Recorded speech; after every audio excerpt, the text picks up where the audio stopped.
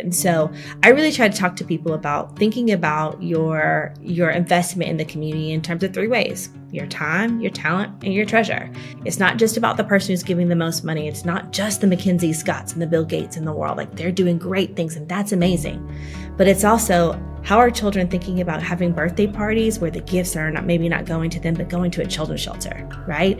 Who are the kids who, my children want to make sure that we have cash in our car at all given times in case we see someone who's experiencing homelessness. And, making sure, whether it's money or like small resources like goodie bags with small things for people to take care of themselves, we got to do better about really saying that, it could also be me. This person is my neighbor. They're part of my community. The person that I'm passing each and every day on the corner, how am I maybe praying for them, doing one small thing to make their day better, but also making sure that they don't feel unseen? Because I think that's the other issue with othering is that it just turns a blind eye to what's happening right in front of us.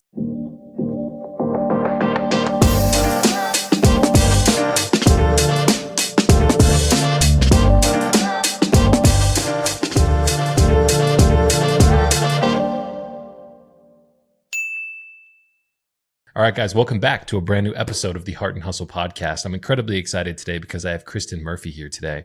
Now, she is the CEO of Wellspring Living, an organization that is committed to addressing human trafficking in Atlanta, focusing on providing housing, advocacy, and healing resources for victims in the community. Kristen, welcome to the show. I'm super excited for this. So happy to be with you today. Thanks for having me. Absolutely. So before we kind of dive into the amazing work that you guys are doing and the topics that we're going to cover in today's episode, who were you as a young professional who kind of put you on the path to do this amazing work? Because I know that this work is a calling. It takes so much to show up and advocate for others who need help, who often can't even raise their hand in a time of need. So what put you on this path? Absolutely. I think really my parents are a big part of my story. I grew up in a funeral home in Tulsa, Oklahoma, and being such a big part of the community, I think my family was very clearly dedicated to service and giving back to others in their time of need. And so I really believe that my passion for advocacy, calling out and helping others, really started there. And I've been in Atlanta for many years. I came here to go to Spelman College, which of course is a big part of my story. And I've been really passionate about the issue of women's and children's advocacy for about 15 years now. So I started my first nonprofit career at DeKalb County Court-Appointed Special Advocates, advocating for children in the foster care system and helping to volunteers to be those great advocates. And then went on to needing to know a little bit more about the space of philanthropy. As you know, nonprofits really rely on the resources of the community in order to keep their work coming to life. And some organizations can be too reliant on one revenue stream than multiple others. And so in order to really learn a little bit more about the space of philanthropy, I went back to working at my alma mater and did lots of different things to help fundraise, but learned a lot more about making the original ask and asking people to help. And then moved to Girl Scouts of Greater Atlanta, where I proudly served for nearly 7 years before leaving there as Chief Development Officer to come to Wellspring Living. Wow, what a journey. I want to rewind a little bit and talk about that origin story of spending so much time in a funeral home. Absolutely. Now, one of the things that this has been a moment that's been ingrained into my brain my entire life. In 2008, my grandmother passed away. And, we went to her funeral. And, one of the experiences that kind of changed my perspective about our end of life experience was everybody, of course, is giving, their sermon, talking about how impactful Nadine was, tears falling all the time. My father hopped up in front of everybody. I'm not sure how he did this, but he said, it's so important for us to remember that we, of course, can be sad about losing somebody who we loved. But more importantly, this is a celebration about the impact that Nadine, my grandmother, had on everybody. What were some of the lessons that you learned spending around so much time around families who were in that process of end of life? Did anything kind of impact you at a young age? Absolutely. I think there's lots of things that I learned. One thing is to live your life to the fullest. No day is guaranteed to any one of us, and every day that we have breath really gives us a chance to do something really big and really bold and courageous, even if the day before was completely opposite. I also really think that there can be joy found in grieving moments, because we know that people can sometimes come together in a more powerful way, and seeing each other and holding one another near and dear in those moments, I've seen really tragedy bring community together in powerful ways. And then I think the final thing that I've learned really about funerals and kind of the moment of grieving is that understanding that it's a journey. What grief may look like for one person or one relationship may be completely different to someone else. And so we may live our lives really carrying on the legacy of those who we're closest to. And those moments where we're reminded of them are really brought to tears are just reminders of the legacy and the beautiful imprint that they've made on our lives. And in some ways, Keenan, I think that's also a part of the ongoing celebration of what they have done to really make a difference in our lives. I mean, I couldn't agree more. They say that, people often won't remember what, you bought for them or things that you were able to provide, but how you made them feel. And that's an incredibly important topic. I want to talk a little bit about your time at, Girl Scouts of America. What was that like? I would say investing and divulging so much energy into the next generation. What were some of your lessons learned in that time? I had a lot of fun at Girl Scouts. I think I was a Girl Scout growing up. I think I went all the way till about fifth grade. And at that time, our troop leader, who had an older daughter who had been really active in Girl Scouts, that daughter was graduating from high school and she just needed kind of a break. And I wish that I had stayed with it a little bit longer because a couple of the troops that she introduced me to were doing some really great things. One even went on a trip to Africa and others were doing great adventures in the local community. But what I think I learned most about Girl Scouts is that at any age, a girl, a child, anyone, it can be a leader, right? Really learning what you can think about and understanding that there is no limit to your potential of what you can do today. You don't have to wait for tomorrow to roll up your sleeves. But I think that also something that I learned that I think people might be surprised about is that the reason why the cookie business is so huge is that not only because it's number one, the largest girl-led business across the world, but also it came out about because of a need of philanthropy. So when Girl Scouts was founded more than 100 years ago, there weren't people around who believed in girls being a boss and girls being leaders, right? And they thought, girls and women deserve to be at home and deserve to have more of a domestic status. And so I think Juliette Gordon Low really challenged the status quo at the time and said girls can do great things. They can be outdoors. They can explore the world around them. And I think that has created such a powerful movement of young women who are advocates who use their voice in really thoughtful ways. And I really tend to be very inspired by the girls who are around us in Girl Scouts and the great work that they're doing in their communities.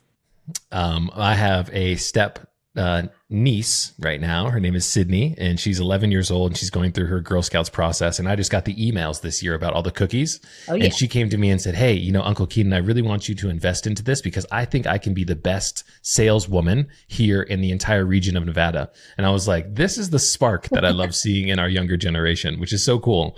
I mean, just those experiences are absolutely amazing. So we spend some time at Girl Scouts of America.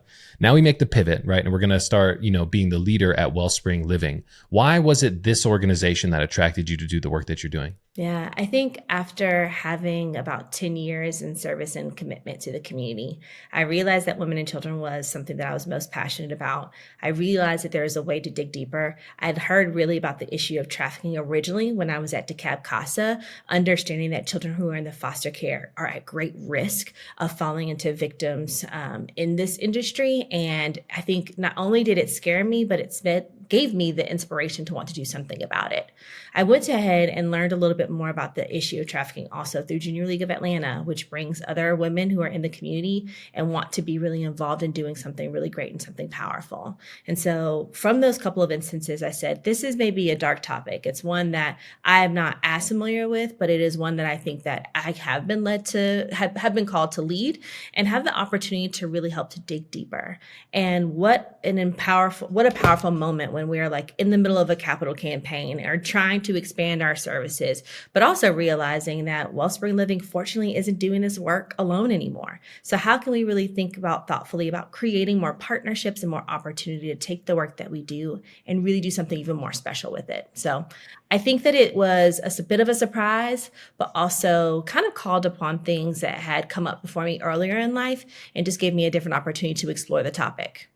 And what do you mean by that? Earlier in life? What does that mean? Yeah. So, I mean, I think about, learning about it when I was at CASA. I was a, 20 some odd year old professional in the middle of the recession.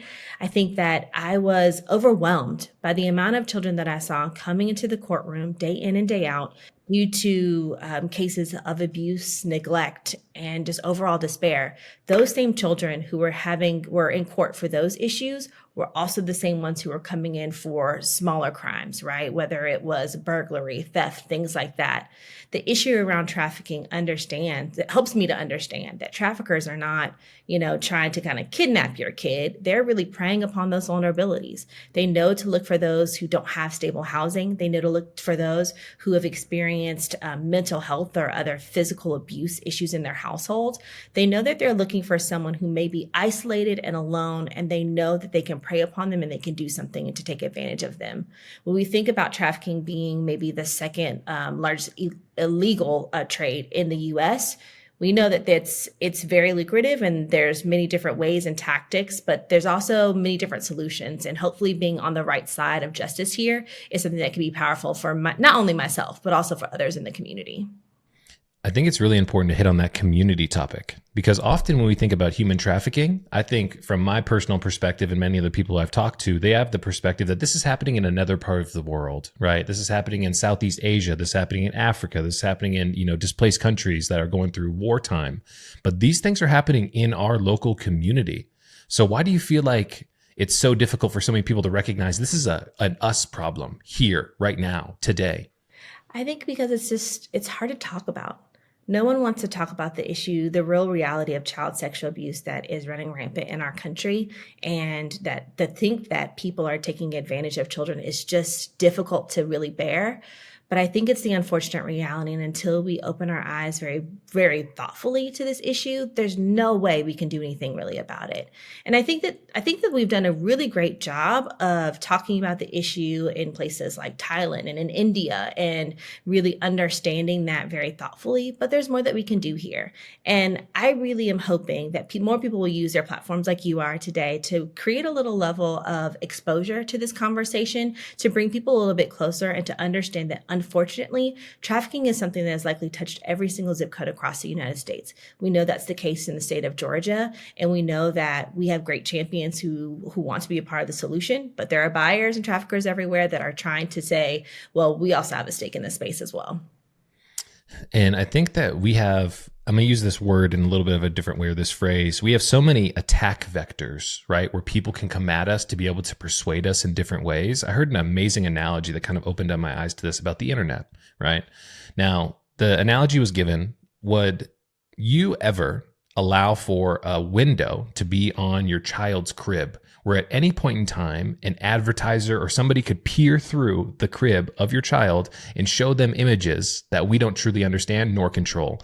The same example, your daughter's bedroom window. Would you put a window that the world could come access, look in, share images, and do all of these type of things? There are so many attack vectors that we have in society today: social media, the internet, different platforms, Pinterest, all of these different opportunities.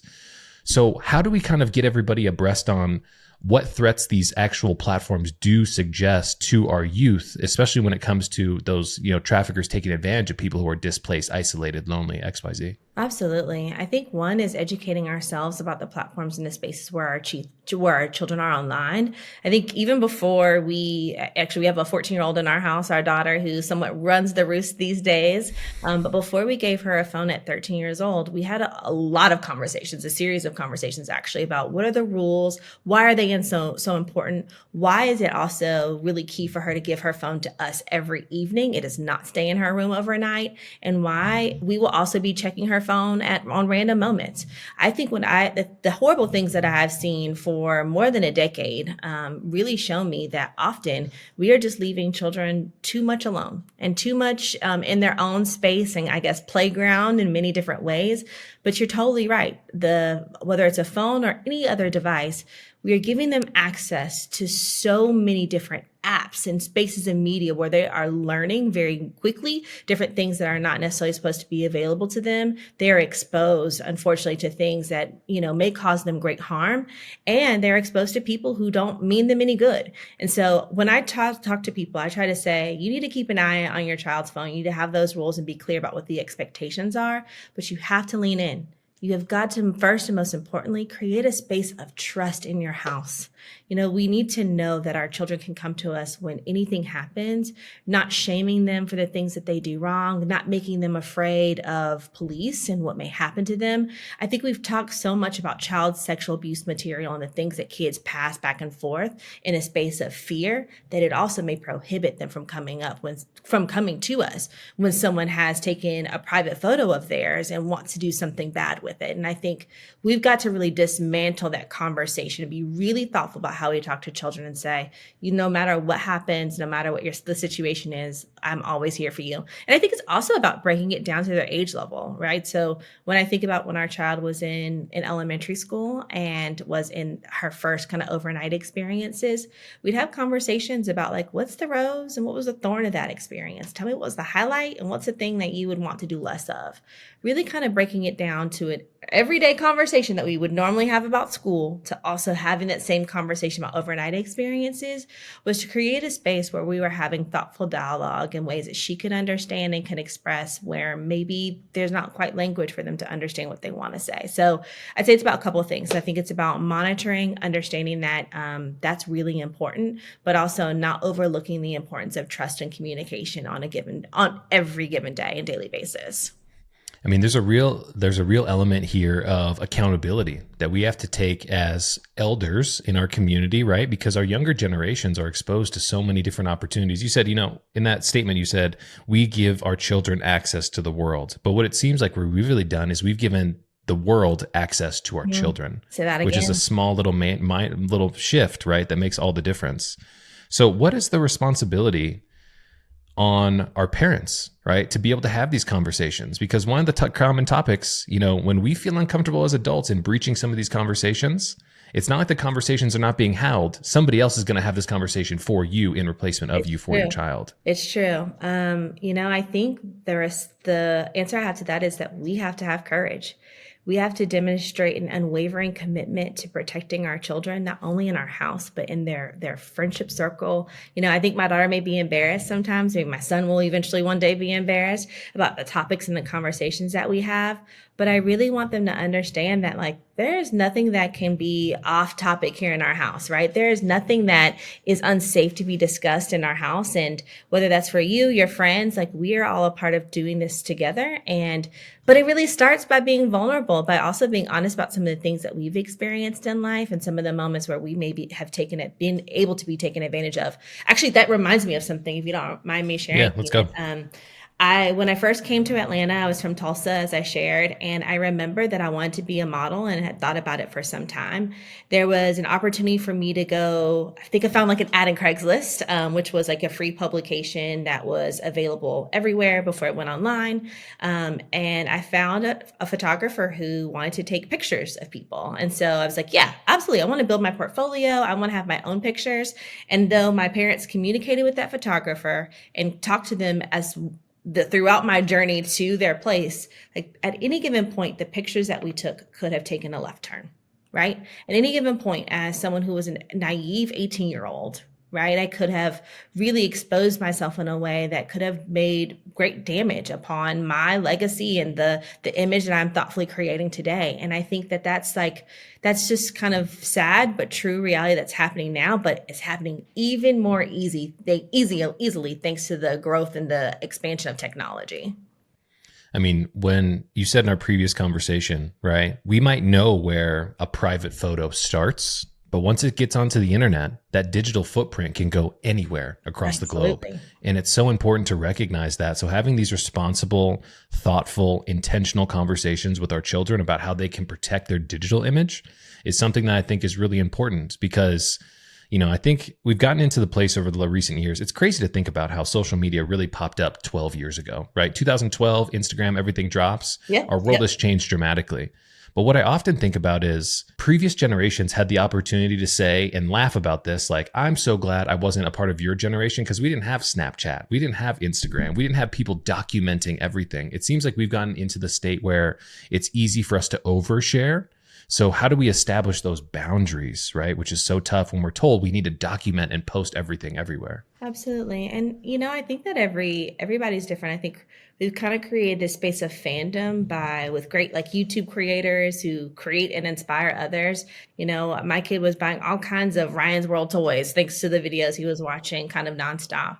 But I think that we also have to understand and communicate like, sure, that might be what some people do for business, and that might be what content creators do for their business. But a lot of people, each and everyday people, are not posting their hard or their difficult moments. We know that the sad reality is that suicidal ideation is on the rise for youth. We don't have enough data about the exposure risk that they are experiencing by having so much access to technology and to social media. But we do know that the brain isn't fully developed until they're in their mid 20s. So why would we be taking a little bit more of a thoughtful and very concentrated approach to being mindful about how we can protect them in ways where they are currently vulnerable? It's kind of surprising and alarming that something that was created really for adults really moved into a space for children, and then we haven't really changed the rules significantly in a while. I'm grateful to see that like Meta and Instagram have done, I think, who made an effort to try and be a little bit more intentional about the things that children have access to, about making sure that teenage profiles are not automatically public when they're 16. I think they have to be 18 years old now. But there's a long way to go, right? And I wish that we didn't put so much responsibility on the users, that we did put a little bit more responsibility on these companies. But I think, again, there's a lot of money involved, and we've got a lot of work to do in order to be better advocates in that space. Yeah, and I often think about where these platforms start, right? TikTok started as Musical.ly, where Yep. kids literally were singing along to music, but then the adults came and changed the culture of the platform, which is something really to recognize. So where we start is not where we're going to finish. Absolutely. When you're having these conversations as a CEO, I looked at on your LinkedIn profile, and the last post I believe you put up was you doing the groundbreaking, with some amazing partners like Delta and other huge brands. So when it comes to advocating and having this conversation in the community, do you ever find yourself frustrated that more people aren't aware of this type of problem? Sometimes I think, I'm dispelling myths that trafficking doesn't always look like taken. Most often it looks more like, someone who's trying to lure someone into a relationship to exploit them. That's like one that is kind of frustrating because I'm like, yeah, I know you want to be mindful of the white van that's pulling up on your street, or like, what's happening when you're pumping gas, but that's not really what we're talking about here. And I think that often I'm having to kind of pop people's bubble of like safety and security and say the real reality is like it's happening. It's probably in your school and you just probably don't have any clue about it. We know that often children are still enrolled in school and they are going to classrooms just like our other students. And so I think that I'm not disheartened per se. I think that I am just disgusted that people take advantage of others in such mean and disgusting ways that can cause such great harm. But I'm also really inspired when I see something go really well, right? So when I think about our youth and our participants, someone who's 12 to 17 years old coming to us and having maybe a first safe place that they've experienced in a while, it takes a while for them to break down their walls, right? And to believe that someone actually cares for them, to believe that love doesn't look like abuse and that care can look very differently. It can be a conversation about what do you want to accomplish? Like, what do you want to be when you grow up?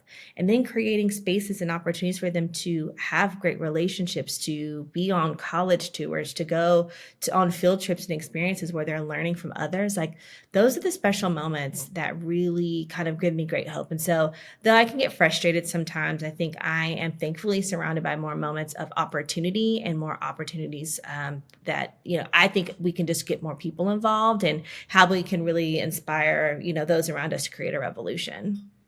Would you consider yourself an optimist? Absolutely. I asked that question because, in the world that we live in today, especially on social media, it's easy to be a cynic, right? And say, why is someone like Kristen doing all this work? We're never going to be able to combat these issues. But in order to have dramatic, sustainable change, we have to look at the world through a lens of optimism, recognizing this is a fight that we are going to have to continue to keep fighting. But if we have the opportunity to control how we choose to address these situations, right, and these challenges, coming from a place of optimism is so important. And I find that that's just a key trait with so many of the great leaders who I sit across from. Oh, yeah, I have to agree. And I think that cynicism really takes the power away from you as an individual to do something powerful, right? And I think that that's the easy way out is to say, oh, see, the world's going down. It's going down quickly. There's nothing I can do about it. There's no point in me, exercising my right to vote or, talking to someone about this topic. But really taking ownership and accountability and saying, well, what can I do? What can I lean into, right? I had this great experience in Atlanta called Lead Atlanta, and they bring younger professionals together to learn about an array of topics. And, we're learning about things like poverty, racism, lack of education and resources for our community, homelessness, amongst other things. And I think what I learned is that you just got to find one thing. Do that one thing really well and dig in as deeply there as you can. And as much as possible, bring people along with you so that you're not doing it alone. And that will make you feel a little bit better, a little bit more hopeful, and probably a lot more inspired, really, about the impact that you can create in the life of the others. I completely agree. It's an incredibly powerful frame to think about. If you're just good at this one thing, right, that creates momentum for other people to be able to build on top of the foundation that you've established. While you were talking a couple minutes ago, I was thinking about, a phrase that I've heard, which is hurt people, right? And one thing I've recognized is often when we talk about, human trafficking, sexual abuse, all of these type of things, these are legacy type of effects that have happened to people in generations where now they try and normalize this behavior by getting other people involved. Is it healthy for us to look at all these people who are these offenders with a lens of compassion to say, obviously something happened to you at some point in time, and we need to break the cycle in order to make this change to be sustainable in our communities? I think that we could all use a little bit more compassion in our lives. And I think that understanding that when we other someone else, we are really trying to just create more distance and try and make ourselves. What does that mean, othering somebody else? What does Yeah, that I mean? think we do a lot to kind of label, right? And to say, oh, you're this, you're that, right? And that's really meant to kind of create but I'm not, or I'm better than. And I think that the way that our society, in particular as Americans, has really kind of moved away from the community coming together and supporting one another. Or, I think about the Depression and about how many times probably people were like breaking bread when there was little crumbs to give, right? And so really shouldering one another in the factories and things like that. I think that we have come great ways and we've done amazing things to do better, but we've also become a little bit more isolated in the world and kind of only created space to care for our home. And I think that what I'm seeing around us is that across generations, people want to do something. They're just aren't quite sure about how to do it. And so I really try to talk to people about thinking about your investment in the community in terms of three ways: your time, your talent, and your treasure. It's not just about the person who's giving the most money. It's not just the McKinsey Scotts and the Bill Gates in the world. Like, they're doing great things and that's amazing. But it's also, how are children thinking about having birthday parties where the gifts are maybe not going to them, but going to a children's shelter, right? Who are the kids my children want to make sure that we have cash in our car at all given times in case we see someone who's experiencing homelessness. And, making sure whether it's money or like small resources like goodie bags with small things for people to take care of themselves. We got to do better about really saying that, it could also be me. This person is my neighbor. They're part of my community. The person that I'm passing each and every day on the corner, how am I maybe praying for them, doing one small thing to make their day better, but also making sure that they don't feel unseen? Because I think that's the other issue with othering is that it just turns a blind eye to what's happening right in front of us. One of the biggest threats that we have in our society today truly is ignorance to others. There's a saying, and I'm going to butcher this, but it's like, if you truly understood your enemy, they would not be your enemy. Right. And I feel like it's so easy for us to say they're different, they're other, rather than saying they are like us. And where are we similar, which brings us together and helps us kind of overcome some of those challenges. Yeah, I love that. 15 years in the nonprofit space, right? CEO. Biggest challenge that we see in the nonprofit space is CEO burnout. I want to talk about how you kind of protect your space, right? How you've been able to sustain this journey and be able to pour into people knowing that your cup has to be full first. What's that like for you? Yeah, I think one of the things that's really important to me is really starting my day with grounding activities and experiences. You know, when we talked before, I told you that one of the first things I do is not check on my phone, right? I go to kind of like my little area, I journal, I pray, I reflect on what I want to accomplish. I may even spend a moment really writing down the things that I'm grateful for.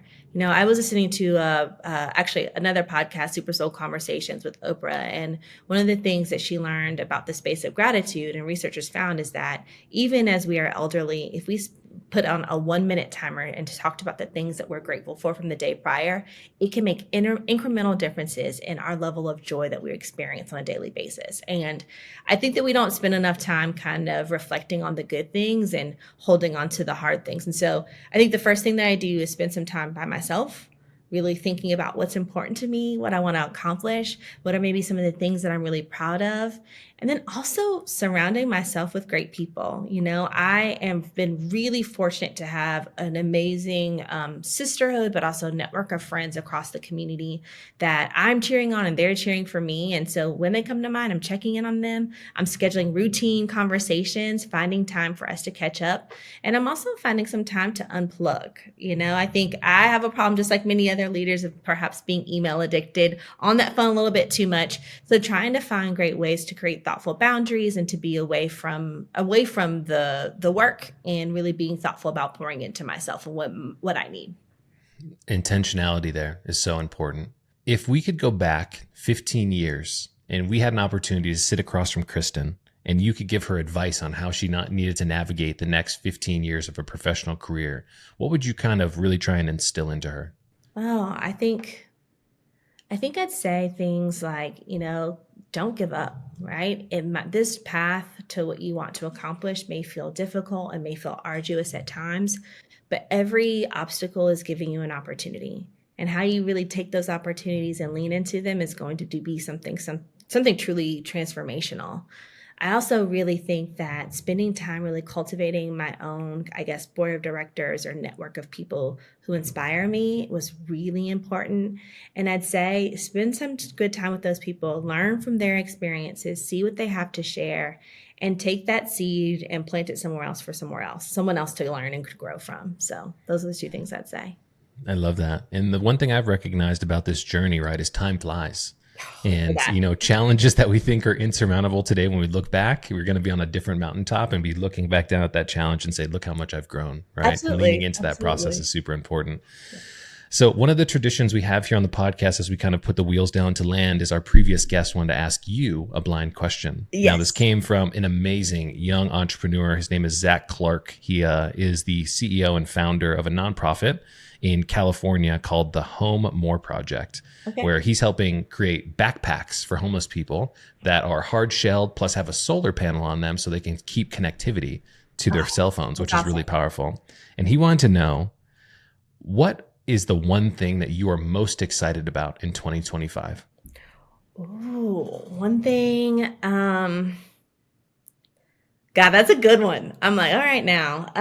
I think that's what I'd say is that there's a lot of adventure ahead. And I'm really excited for the ride and really appreciating each and every day. I've got lots of milestones that are coming up in this next year and really trying to embrace them with a spirit, again, I guess, of courage, and one that has less fear is going to be, I think, the thing that takes me far. I love that. Well, one last couple seconds here is, how can we find more information about the amazing work that you guys are doing? How can people follow along with your personal journey? Where can we find you? Where can we find out more? Absolutely. People can follow me on LinkedIn. I am Christian Mitchell Murphy there. Our organization is Wellspring Living, and we're under that moniker on Instagram and other social media sites, including LinkedIn. And so I think following us on our webpage can be helpful, and following us on social media just keeps you up to date with all the cool things that are happening each and every day. Well, Christian, I just want to say thank you from the bottom of my heart for being a true representation of Heart and Hustle. We appreciate everything that you're doing in your community, advocating for people who need help and can't raise their hand, but also the changes that you're making on a generational impact. So for everybody who's tuning in, watching, and listening today, thank you so much for joining us. We really appreciate it. Happy to be here. Thank you again.